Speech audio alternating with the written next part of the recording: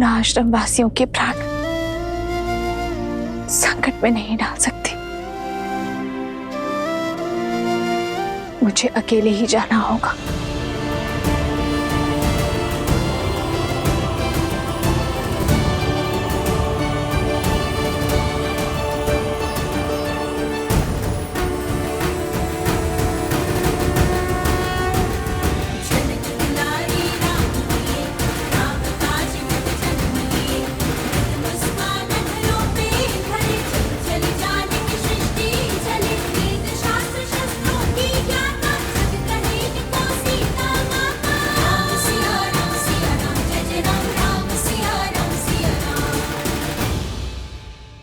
लवकुश, आपने अपनी माता को सत्य बताया? मुख से तो नहीं कहा, किंतु संकेत अवश्य दे दिया हनुमान जी। श्री राम और माता सीता के संबंध पर अटूट विश्वास रखती है हमारी माता।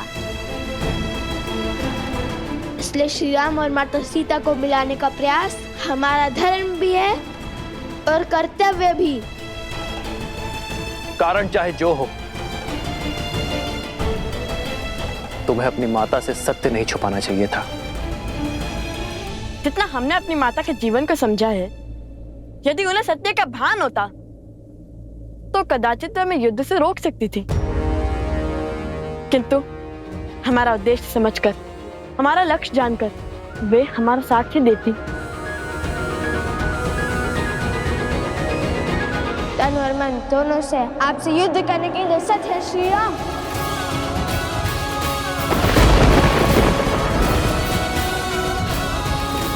अश्व पकड़कर जो चुनौती ली है, उससे पीछे नहीं हटेंगे लवकुश।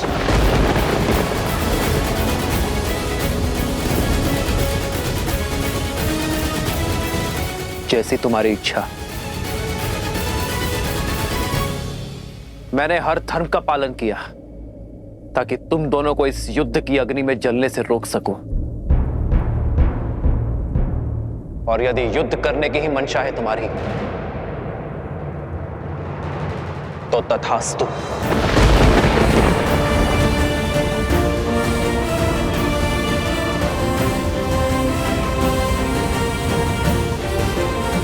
माता, कहाँ हैं आप? पुत्र और पिता दोनों एक दूसरे पर शस्त्र तानने को तत्पर हैं। आ जाइए माता और रोक लीजिए इस विनाश को।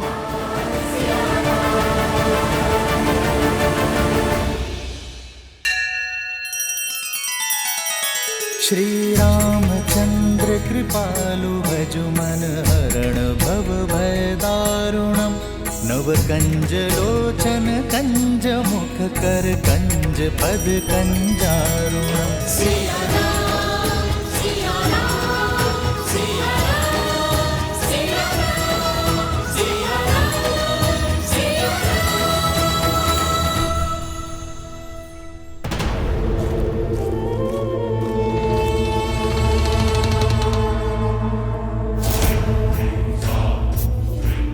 आओ सीता, आओ, चली आओ अपनी मृत्यु के पीछे।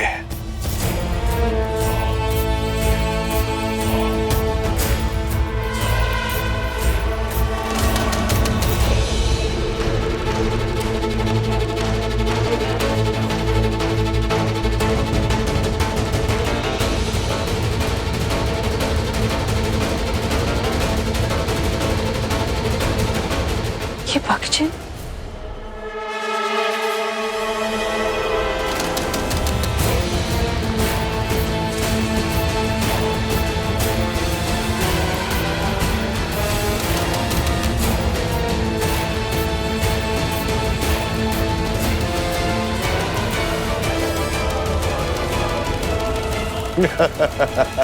अद्भुत! शक्ति को युक्ति से काटा है तुमने शूर्पणखा। क्या योजना बनाई है सीता को राम और लवकुश के युद्ध से दूर ले जाने की। सीता का आश्रम में वास इस युद्ध में बाधा डाल सकता था, और अब हम हार का भार नहीं उठा सकते हैं भैया। अब जब राम लवकुश पर अस्त्र चलाएगा और जब लवकुश उसके वार का प्रतिकार देंगे और तब उस क्षण का साक्षी समस्त त्रिलोक बनेगा। और ऐसे में ये बात सीता तक ना पहुंचे, ये तो असंभव है। इसलिए सीता को इस युद्ध और युद्ध भूमि से दूर ले जाना अति आवश्यक था भैया। और वचन से बंधा वो हनुमान चाह कर भी अपना मुख नहीं खोल पाएगा और चुपचाप इस विनाश का स्वांग देखता रहेगा। उत्तम सुपनखा, उत्तम।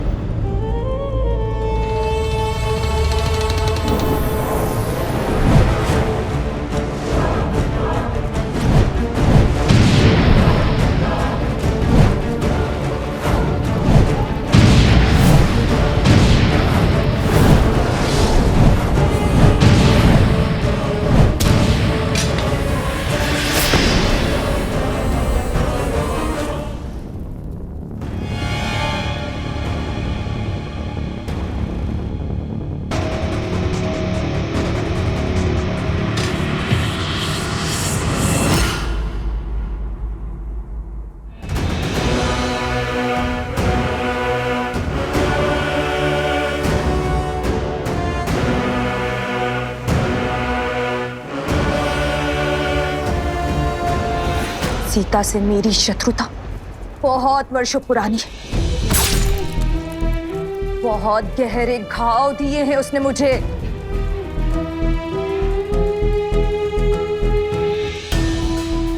आज मैं उससे अपनी हर पीड़ा, हर दुख, हर कष्ट का प्रतिशोध लूंगी।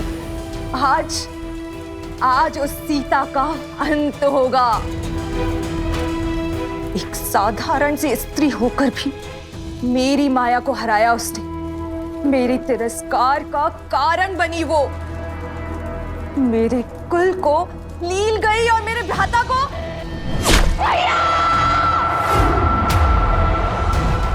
और मेरे भ्राता का काल बनी। किंतु आज मैं उन सब का प्रतिशोध लूंगी।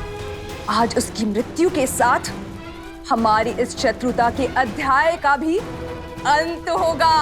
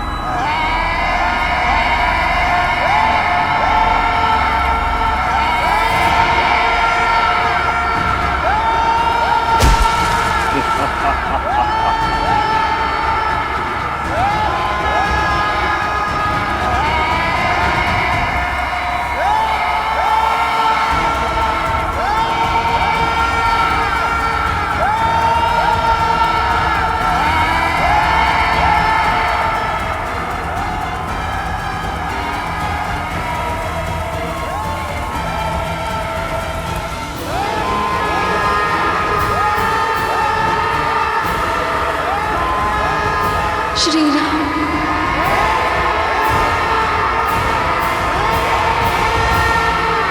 आज हमारी चाल केवल राम सिया की नहीं बल्कि समस्त रघुवंश का अंत कर देगी। रघुवंश के विनाश का शंखनाद हो चुका है भैया। और अंत के इस अध्याय का आरंभ हो चुका है। रघुकुल ने सदा ही ऋषि मुनियों के हर कार्य को सिद्ध किया है, उनके पूजा पाठ को सुरक्षा का कवच दिया है। रघुकुल का एक भी तीर किसी ऋषि के विरुद्ध नहीं चला है, किसी मुनि के तन को छलनी नहीं किया है। और यदि मैं राजा होकर यह युद्ध लड़ूंगा तो न्याय की हानि होगी।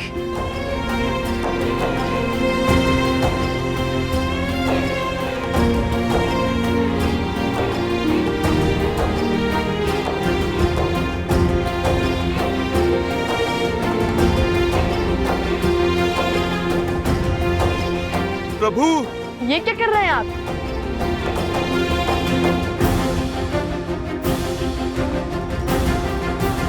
राजा के आभूषण उसकी पहचान होती है, आप ये क्यों उतार रहे हैं? राजा, तुम्हारी दृष्टि में जो अपराधी है वो राजा राम नहीं, सीता का पति राम है। और एक पति का सीधा संबंध उसकी पत्नी के साथ होता है। जिसकी पत्नी वनवासी है, श्रृंगार और आभूषण धारण नहीं करती,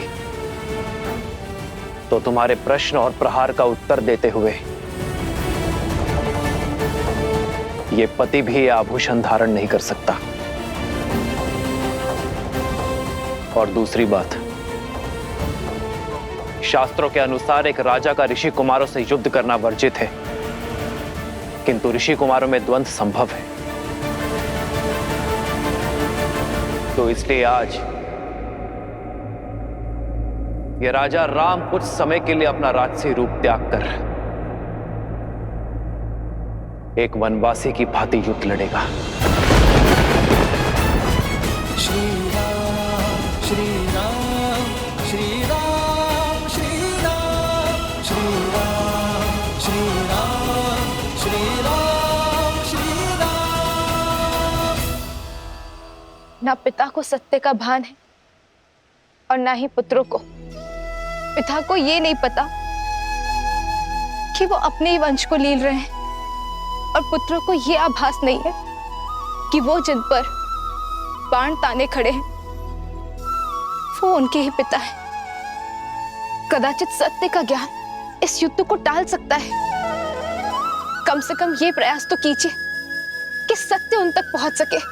सत्य उचित समय आने पर ही सबके समक्ष उजागर होता है देवी, और जो समय से पूर्व ही सत्य को सबके सामने लाने का प्रयास करता है वो नियति के लक्ष्य में बाधा उत्पन्न करता है।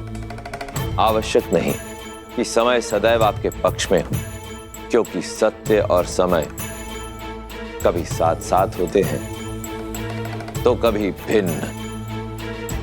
श्री राम और लवकुश के मध्य होने वाले इस युद्ध को भी स्वयं समय ने ही चुना है। स्वयं समय ने ही साक्षात नारायण को इस दुविधा में डाला है कि वो इस परीक्षा की घड़ी का सामना करे। ये द्वंद्व आने वाली पीढ़ियों को ये संदेश देगा कि परीक्षा की घड़ी आने पर, दुख की घड़ी आने पर उससे लड़ा नहीं जाता, उसे काटा जाता है। और सीता, उनका क्या महादेव?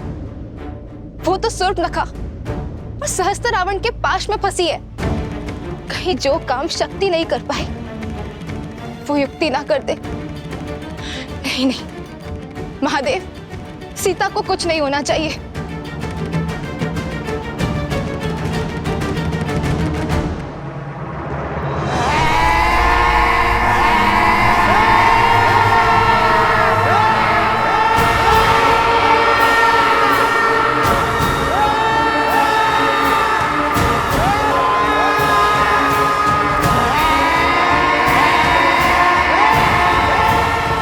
अरे, अभी से भयभीत हो गई तुम सीता?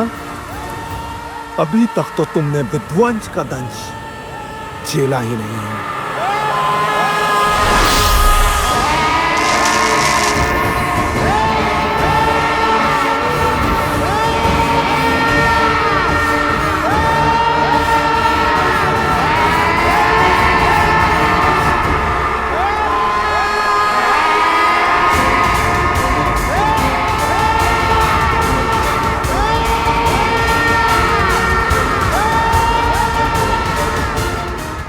डालो बानासुर, अंत कर दो इस सीता का।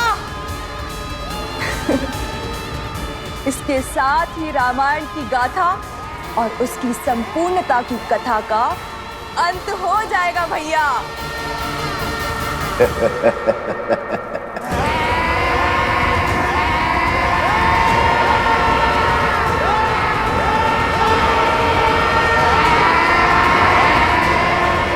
ये दीवारें तो मेरे समीप आ रही है।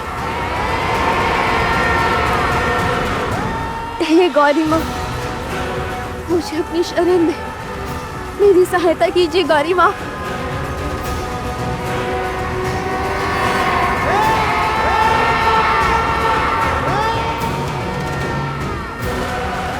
रक्षा करे माँ गौरी, रक्षा करे।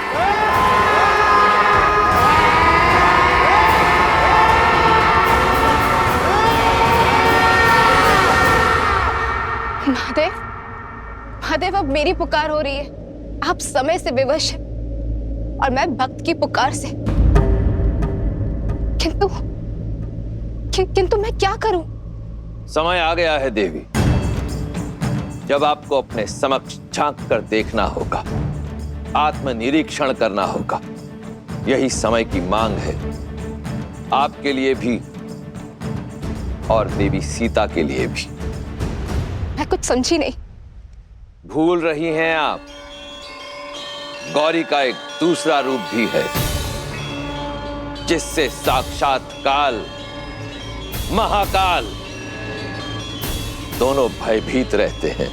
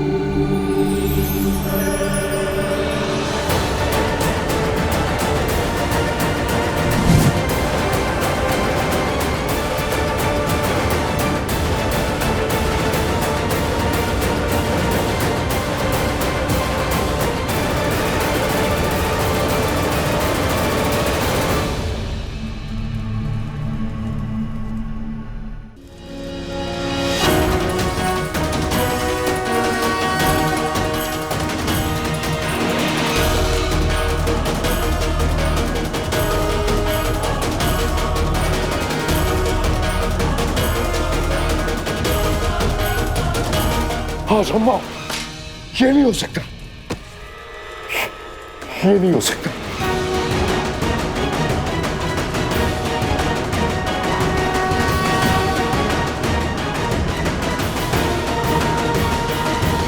किस चिंता में पड़ गए आप भैया? क्या हो गया आपको? सीता के पीछे देखो, कौन है वो? कहीं कोई नहीं है भैया।